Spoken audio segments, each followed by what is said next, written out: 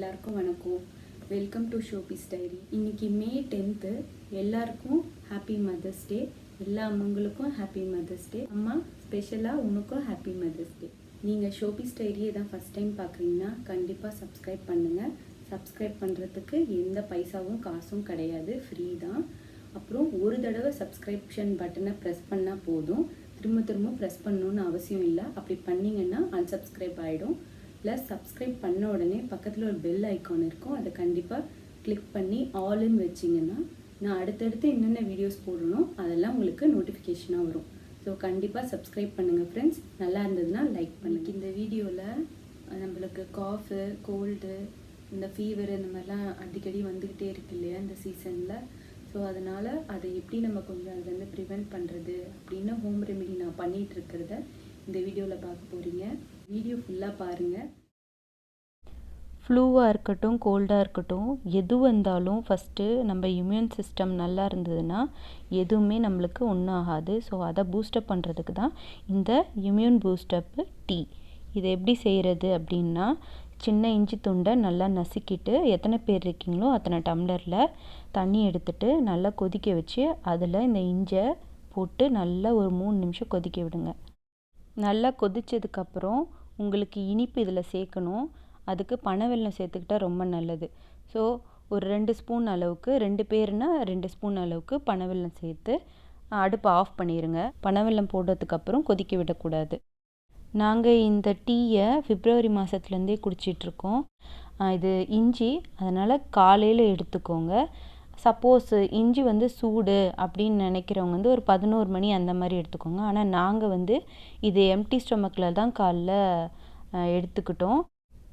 காலை இஞ்சி, நண்பகல் சுக்கு, மாலை கடுக்காயின்னு சொல்லுவாங்கள்ல, அந்த மாதிரி தான்.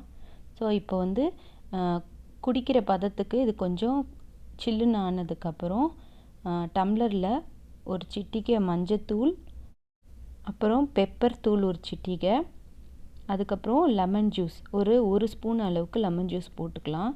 இல்லை ஒரு சிலவங்க அந்த இஞ்சியோட சின்ன சின்னதாக கட் பண்ணி இதையும் சேர்த்து கொதிக்க விட்டு குடிக்கலாம். ஆனால் நாங்கள் இந்த மாதிரி ஜூஸை தான் பிழிஞ்சு அது கூட அந்த இஞ்சி தண்ணியையும் வடிகட்டி நாங்கள் குடிச்சிட்டு வந்தோம். இது வெறும் வயிற்றில் குடித்தோம். இது ரொம்ப ரொம்ப எஃபெக்டிவு.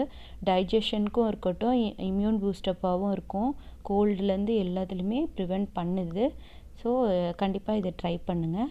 இதுக்கு அடுத்து நம்ம சின்ன வயசுலேருந்து குடிக்கிற விஷயந்தான் மிளகு பால்.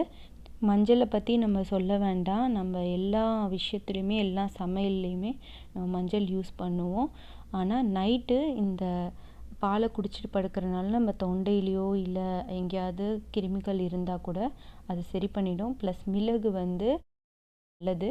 ஸோ இந்த மாதிரி தான் மிளகு பாலும் நாங்கள் குடிச்சிட்டு வந்தோம் நைட் டைமில். அப்புறம் ஃபுல்லாக சுடு தண்ணி தான், பிப்ரவரிலேருந்தே சுடு தண்ணி தான் குடிச்சிட்ருக்கோம். நைட் டைமில் மட்டும் சீரக தண்ணி வச்சு அதை டே ஃபுல்லாக குடிப்போம். அதுக்கப்புறம் சுக்கு காப்பி, இஞ்சி பால், அது எல்லாமே ட்ரை பண்ணி யூஸ் பண்ணிகிட்டே இருந்தோம். அதுக்கப்புறம் ரொம்ப முக்கியமானது கற்பூரவள்ளி. இது ரொம்ப ரொம்ப நம்மளுக்கு ரொம்ப பழக்கமானது.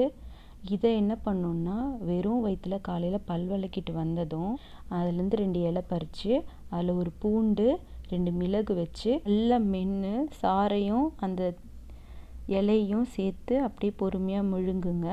அப்போ உங்களுக்கு நல்லா அதோட எஃபெக்ட் தெரியும். இது சாப்பிட்டதுக்கப்புறம் ஒரு 1/2 hour வேறு எதுவும் சாப்பிட வேண்டாம். அதுக்கப்புறம் நீங்கள் எது வேணால் எடுத்துக்கலாம். இதை மார்னிங், ஈவினிங் 2 வேளையும் எடுத்தால் இன்னும் ரொம்ப நல்லது. இன்னொரு முக்கியமானது, இதில் நான் சொல்லியிருக்க எல்லா ரெமிடியும் ஒரே நாள் ட்ரை பண்ணாதீங்க. ஒன்று ஒரு நாளைக்கு ட்ரை பண்ணுங்கள். கண்டிப்பாக ஹெல்ப்ஃபுல்லாக இருக்கும்.